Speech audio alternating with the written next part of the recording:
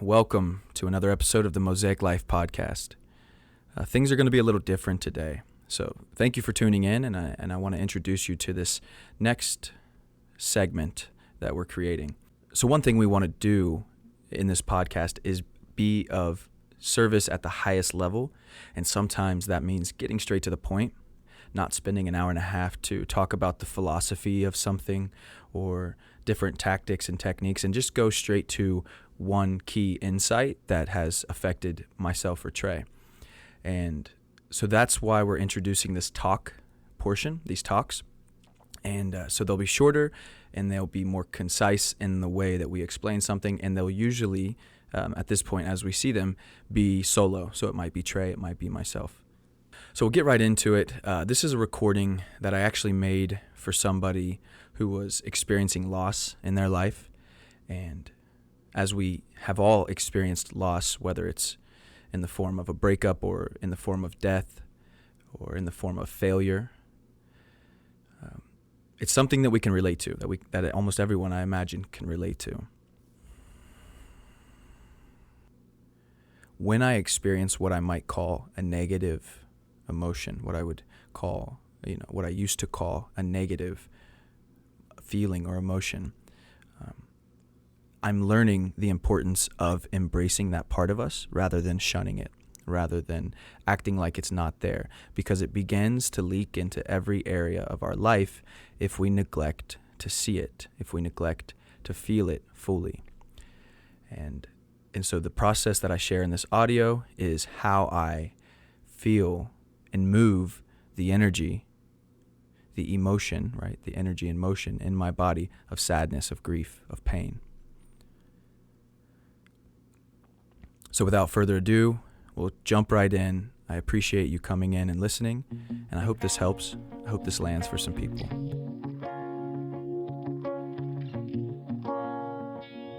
How I process grief or sadness when I notice it.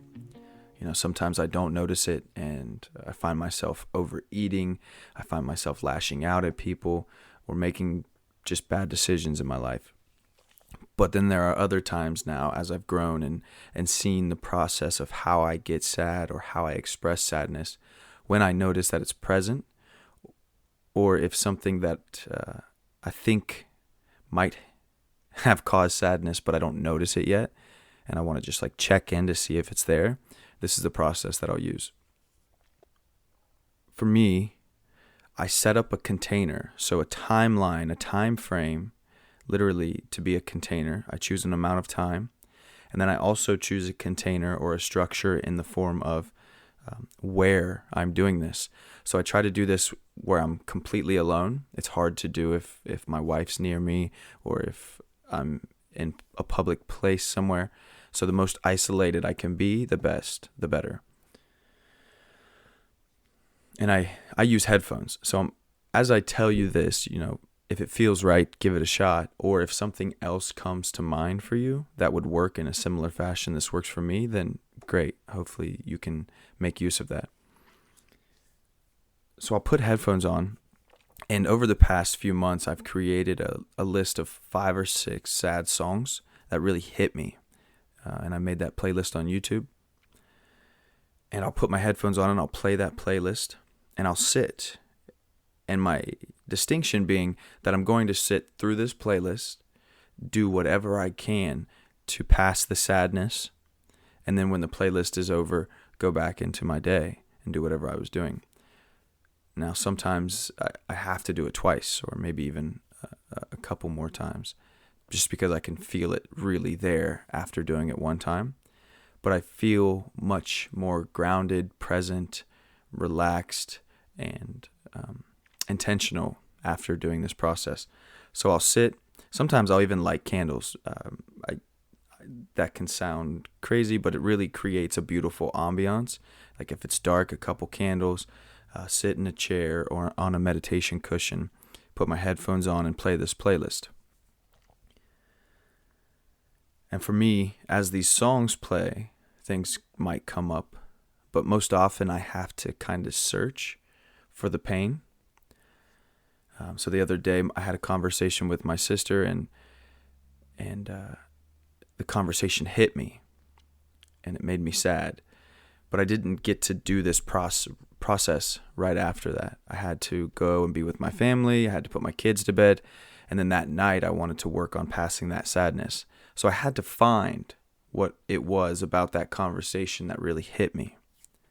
And I had to search through the conversation and then the images of what I was making up about the conversation to find the thing that really struck me.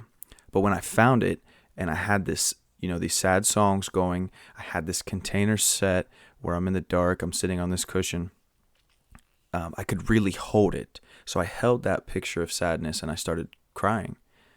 And something I didn't do, something I haven't done as an adult that I used to do as a kid, is when I would cry, I would sob. And it would be like an intense cry. I haven't done that a lot as a man. And I stopped doing that. And I realized when I don't do that, I'm holding back a lot of sadness that eventually turns into anger. And so if I touch my sadness in one of these places, I milk it. I go all out like I'm in a play and I'm trying to depict, this agony. And sometimes it is agony. And I imagine maybe there might be agony when we lose people. So that's what I've got. Have a time frame, have something to provoke the sadness, and allow yourself to be alone with it and really search for the sadness and push on that pressure point and milk it, squeeze it until it's exhausted, until that pain is exhausted. And you may have to do it a lot, but it works.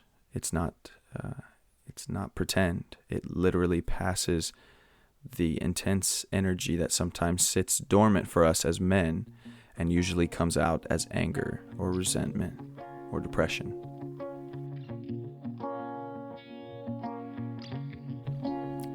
All right. So thank you for listening and taking the time to be with my process, and I hope it helps. Something I didn't mention in that recording that I really want to highlight here at the end is that this process is meant to bring us through the sadness and into a loving place. So the overtone of going into this is about self-care, about self-love, about embracing those parts of us that we may neglect, like sadness or grief or anger. And so if you try this, if you go for this, remember that this is a practice of care and that you'll be gentle with yourself through the process. And as always, I'm here if you are having trouble with this or if you want to talk more. All right, guys, I appreciate you listening. I hope you like the new segment, and we'll talk soon.